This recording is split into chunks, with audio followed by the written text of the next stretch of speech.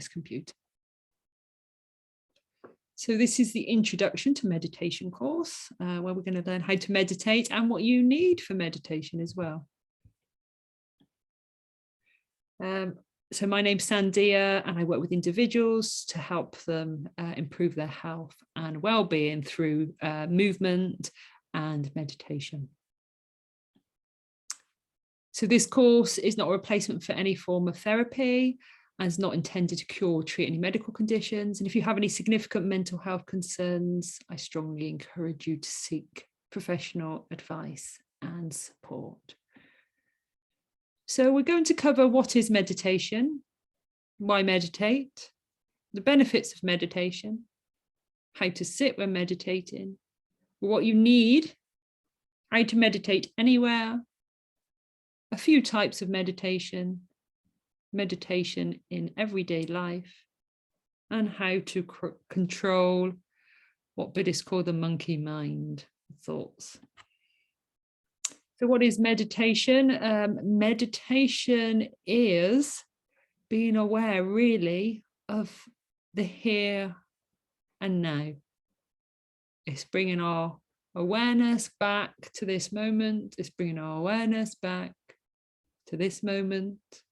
Or it might be bringing your awareness to my voice. So I might be taking you on a journey somewhere. So it's bringing your awareness on the journey. So that is meditation. Meditation isn't, I'm going to silence my mind. It might be that in time. It might not be that in time.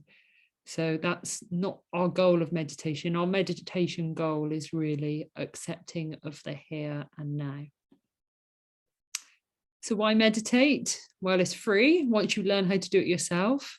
And you can do it over and over again once you learn how to do it.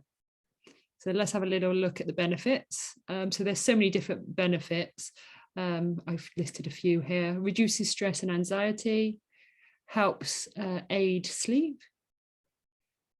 So it's great to do actually before bed, but also if you wake up in the night having a meditation. I was up last night waking up. So I was up at 4 o'clock this morning. I woke up going to the toilet. I couldn't go back to sleep. So then I meditated on and off till sort of 6:30. But I'm not tired now as well, because we'll find when you do more meditation, you don't need so much sleep as well. So if you haven't slept and you do a meditation, it can give you that extra boost. It decreases blood pressure, and it also supports your immune system. And it also helps you be more conscious of the here and now, how you're reacting, and how to, when I started meditating regularly, I find that my reactions to stresses reduced a lot. So I wouldn't be so irritated. I have that moment of kind of pause before reacting. So instead of just going blah, blah, blah, blah, if someone's kind of annoying me, it just sort of, sometimes if I haven't meditated, it just like comes out my mouth without even me thinking of it. But when I'm meditating, I'm kind of like either not really bothered about it so much, or I can have a moment to think about how I will respond to that. So it stops more of that like knee-jerk reactions. So how to sit when meditating. You'll see many people, as on this picture, cross-legged with their hands on their lap. It doesn't need to be like that. It's finding a comfortable position for you. So sitting on a chair, reclining on a chair, lying down if you want to. I've talked about walking meditation. So it might be walking, it might be mindfulness, movement meditation, which yoga is a form of that. Qigong, any type of sort of martial arts like Tai Chi is a type of movement, mindfulness meditation, or any way you choose. It's good to, if you can, have the spine straight or following its natural curves. And it's better if you sit on a chair, if you can, or cross-legged on the floor, so the spine's upright. The flow of energy is better. But I've been in several car accidents where I've been unable to sit on a chair, and I meditate before going to bed, and I lie down for that. So you still get the benefits as well. But if you, of course, if you lie down, you might fall asleep. And do you want that or not want that? Do you want to stay more alert? Then sitting might be better for you. But it doesn't matter what you do, as long as you find a way that works for you and that you're not thinking, oh God, my neck's hurting or my back's hurting. Try to take that into a most comfortable position. So what do you need? A comfortable seat. Use cushions if you need to support your back if you were sitting. If you were lying, you might find it beneficial to have cushions underneath the knees. Choose a suitable time. So it's great to stick to a particular time.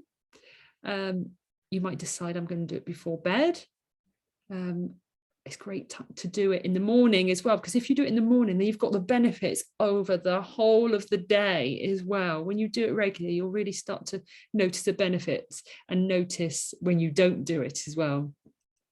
But if you try to stick to that same time and start with 30 seconds, a minute, 2 minutes, just to get yourself going and getting into the habit of doing it, or link it with something. So after breakfast, I'm going to sit down and meditate, or after I do a class, or after I go for a walk, or try to have it linked with something else you do or a particular time. It would be great to have a quiet space, particularly if you're new to meditation, because otherwise you can get really distracted. But again, we want to think about acceptance here. So when we hear a noise or somebody distracting you, use that as part of the meditation practice to go, oh, I'm aware of that noise. Oh, I'm going to come back to my focus, whether that be the breath, an image, movement. And if you don't have quiet space, but you feel you need it, pop some headphones on and listen to a recorded meditation. Avoid meditating after a big meal, because then you're just really focused on more, oh gosh, I can feel that food going through, or my tummy's so full. So it's just taking that distraction away from the meditation. And also I've put on here as well, yeah, you often fall asleep after you've eaten and meditate as well. And take some breaths. Deep breathing is very good to help the body relax and get oxygen into every cell of the body and help you feel energized. So it's good to take a few deep breaths, or do a breathing practice, which we'll go through. Do some breathing practice before you do the meditation, then you're more likely to have a better meditation experience, so less thoughts coming in. And the big one is be patient and compassionate with yourself and enjoy the ride. So just like life, really, sometimes it's good, sometimes it's bad, sometimes it's in between, sometimes you've got challenges, and that's our meditation practice as well. Different types of meditation. There's gratitude meditation. So gratitude has been proven to improve your well-being, your mental health. So focusing on what you're grateful for in this moment or before now.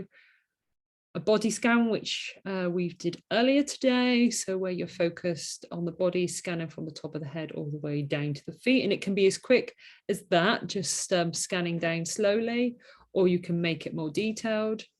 Using your senses, so using the 5 senses, your smell, sight, hearing, taste. I've missed one out. What you can feel. And we can do that as well if we did a cup of tea meditation. So we can use that. And now you can use it for a walking meditation as well, where we use the 5 senses. And again, it's bringing you back to this moment in the here and now, rather than the thoughts in the head, thinking, oh yeah, I'm worried about this or worried about that or stressed about this, stressed about that. Using a practice like a walking practice, go, oh yes, I can hear the wind. I can see the green. Oh, look at those different greens. Look at that bulb just coming out. So it really brings you back to the here and now. And mindfulness meditation. So lots of mindfulness meditations are often just sitting down and being silent and noticing the breath and the here and now and the thoughts. I always find that's quite challenging just doing that. So I rather sort of mindfulness practices in a movement meditation or something like a cup of tea meditation. But there's so many different types of mindfulness meditations. And John Kabat-Zinn does mindfulness, more of the like scientific type, if you want to know more about that. And then Thich Nhat Hanh he's more of the Buddhist type of mindfulness, if you want to check those out. So how to meditate anywhere. Meditate in public. You can sit as comfortable as you can be, and just take your gaze to a fixed point and just be aware of the here and now, the breath, noticing your surroundings, using your sight, sound, smell, taste, and touch.